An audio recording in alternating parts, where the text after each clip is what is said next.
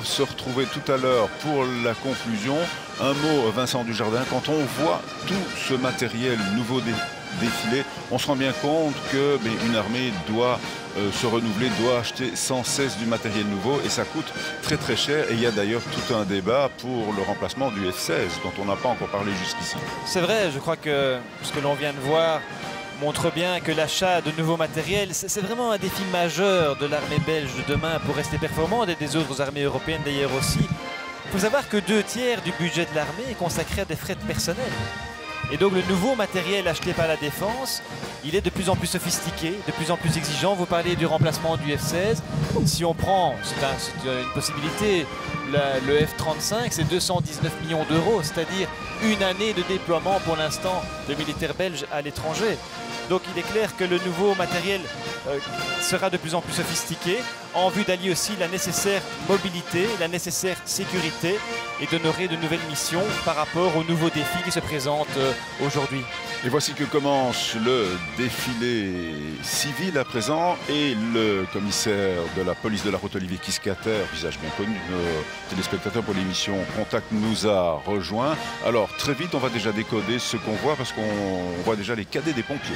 Oui, bonjour et bonne fête nationale tout d'abord. Oui, il y avait d'abord un détachement des écoles de police de Liège et d'Anvers. Rappelons que les écoles de police qui forment les inspecteurs et agents sont des écoles provinciales, raison pour laquelle ceux-ci viennent d'Anvers et de Liège.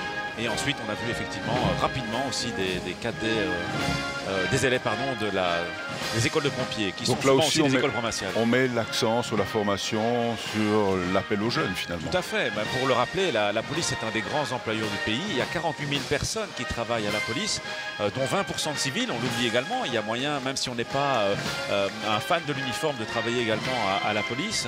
Et donc on engage sur base annuelle pour 2012 et l'année suivante 1400 policiers, ce n'est pas rien. Oui, ça a été augmenté. Le gouvernement a décidé voilà, donc d'augmenter cette base. Récent, on passe de 1400 à 1000. Et pour l'année prochaine, puisque le conclave budgétaire, donnons des précisions tant que nous y sommes, 500 policiers en plus pour 2013. J'imagine que vous êtes un peu soulagé, un peu seulement. Oui, parce qu'il y avait effectivement beaucoup d'anciens policiers qui partaient à la retraite ces prochaines années. Et il fallait donc remplacer les cadres. Un mot encore de la formation des écoles de police. Il y en a 9 en Belgique, c'est ça? Oui, disons qu'il y a des écoles provinciales. Il faut savoir que le Luxembourg et Namur sont regroupés. Il n'y a pas assez de monde dans la province de Luxembourg pour avoir une école de police. Et donc, c'est l'école de Namur qui prend le relais pour le Luxembourg. Et il y a aussi une école fédérale qui elle, forme les cadres, donc les commissaires. Et également voit le passage des inspecteurs principaux aussi pendant un certain temps chez elle. Et au Canada, il y a une école pour l'ensemble du pays. Oui, en disant qu'en Belgique, on est toujours un peu plus compliqué que les autres. Voilà, on va dire qu'on les forme mieux. Voilà. C'est plus spécifique. Alors, l'idée principale du défilé civil, c'est de finalement montrer, de faire défiler tous ceux qui, dans la vie quotidienne, la vie de tous les jours, finalement aident les citoyens, sont à leur service aussi, même si on n'aime pas toujours voir arriver un policier. Oui, mais par contre, on est très content de les voir arriver quand on a besoin d'eux. C'est toujours quand on n'a pas besoin d'eux qu'on n'aime pas voir les policiers. Et en tout cas, pour les pompiers, pour la protection civile, c'est certainement vrai. On a souvent besoin d'eux dans des cas où l'urgence est nécessaire. Est-ce qu'en termes de conditions physiques, puisqu'on parle, on voit des jeunes, on parle de la formation, en termes de conditions physiques, est-ce que les jeunes aujourd'hui sont encore aptes à faire facilement ce métier? Si on parle de la police, il y a effectivement une épreuve physique. Il faut pouvoir démontrer qu'on a une condition physique minimale avant d'entrer à la police. Si possible, ce serait bien aussi de la garder une fois qu'on est à la police, évidemment. Mais je pense que cet examen physique est à la portée de beaucoup de monde, moyennant parfois un tout petit peu d'entraînement avant de passer cet examen.